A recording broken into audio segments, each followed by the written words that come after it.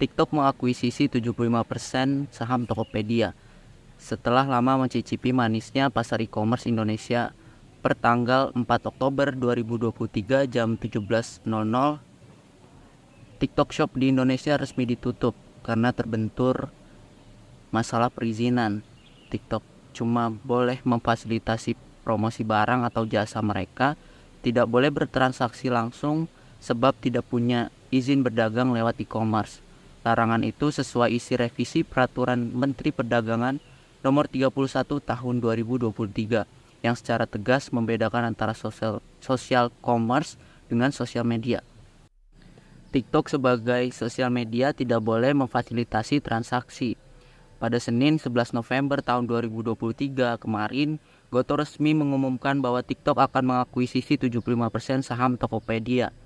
Nilainya sebesar 1,5 miliar US dollar atau setara dengan 23,5 triliun rupiah. Tokopedia dan TikTok Shop Indonesia akan dikombinasikan di bawah PT Tokopedia dan TikTok akan memiliki pengendalian atas PT Tokopedia. Fitur layanan belanja dalam aplikasi TikTok di Indonesia akan dioperasikan dan dikelola oleh PT Tokopedia. Dalam keterangan resmi yang dirilis disebutkan bahwa investasi TikTok merupakan komitmen jangka panjang mendukung operasional Tokopedia.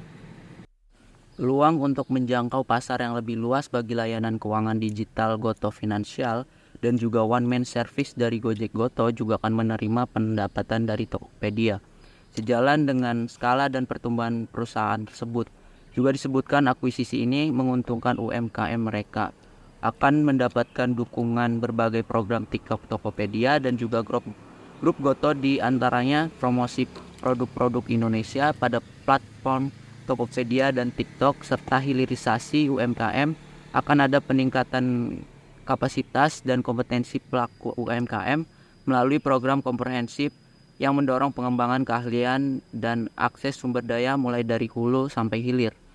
Keuntungan lain adanya dukungan pemasaran branding dan praktik bisnis berkelanjutan bagi para pedagang.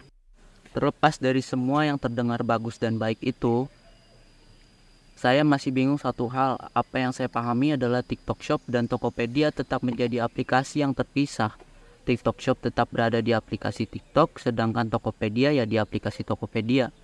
Bedanya sekarang TikTok Shop dikelola oleh PT Tokopedia yang memiliki izin e-commerce, sedangkan TikTok sebagai media sosial tetap beroperasi menggunakan izin media sosial. Nah, terus bagaimana dengan argumentasi bahwa media sosial dan e-commerce harusnya dipisah? Karena kalau keduanya digabungkan, maka itu akan menjadi sangat powerful dan berpotensi merugikan penjual yang tidak didukung oleh kepemilikan media sosial. Tadinya saya pikir itu alasan kenapa izin media sosial dan e-commerce harus dipisah. Kalau mau jualannya di e-commerce, kalau di media sosial cuma boleh promosi saja. Itu sebabnya saya sempat berpikir bahwa merger TikTok Shop dan Tokopedia akan membuat layanan dan fitur TikTok Shop dilebur ke dalam aplikasi Tokopedia. Sementara aplikasi TikTok di Indonesia cuma jadi media sosial saja. Aktivitas shoppingnya di Tokopedia, tapi ternyata tidak. TikTok Shop tetap berada di aplikasi TikTok.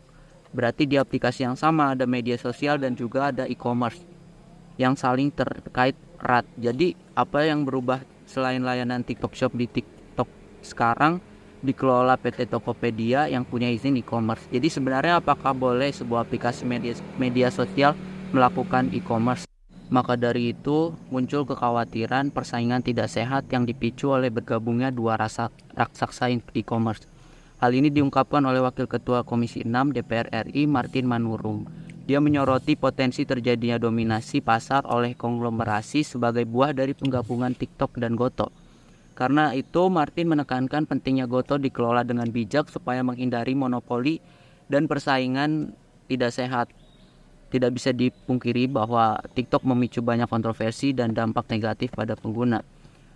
Selanjutnya, menurut akademisi Universitas Gadjah Mada, Hargo Utomo mengingatkan bahwa merger TikTok dan Tokopedia perlu dicermati dalam hal kepemilikan data dan keamanan data pengguna. Beliau mewanti-wanti agar pemerintah waspada soal perlindungan data, sebab ada kemungkinan data transaksi masyarakat disedot lalu dikendalikan pihak asing. Hargo mengingatkan yang perlu diwaspadai adalah data ownership dan data security. Undang-undang perlindungan data pribadi akan berkurang maknanya jika kepemilikan data dan akses terhadap trafik transaksi dapat dikendalikan oleh pihak asing. Tokopedia bisa menjadi bagian dari upaya Tiongkok menanamkan kepentingan bisnis dan juga teknologinya di kawasan yang strategis. Isu ini menjadi lebih kompleks karena Tokopedia merupakan pemain utama pasar e-commerce di Indonesia. Kalau sampai hal ini terjadi dan memanfaatkan platform TikTok untuk memajukan kepentingan pemerintah Tiongkok, maka kemitraannya dengan Tokopedia punya implikasi yang lebih luas. Di antaranya berpotensi mempengaruhi kebijakan dan bahkan memporak-porandakan perdagangan di Indonesia. Dikhawatirkan semua itu akan mengancam prinsip persaingan pasar sehat dan juga independensi data pengguna. Saat memberikan pengarahan dalam program pendidikan Lembaga Ketahanan Nasional di Istana Merdeka, Presiden Jokowi mengingatkan kita jangan mau terkena kolonialisme di era modern ini. Kita tidak sadar tahu-tahu kita sudah terjajah secara ekonomi.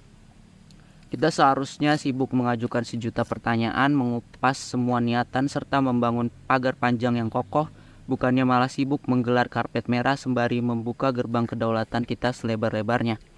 Suara ini disampaikan bukan atas dasar prasangka negatif, melainkan atas dasar rasa tanggung jawab pada negeri ini, karena apa yang akan terjadi nanti bukan hanya soal bergabungnya dua entitas bisnis, melainkan tentang masa depan ekonomi, sosial, bahkan politik Indonesia. Jangan gadaikan masa depan negeri ini hanya untuk mengejar keuntungan bisnis jangka pendek. Semoga Allah menjaga dan menjauhkan kita dari kejatuhan yang kita picu sendiri. Amin.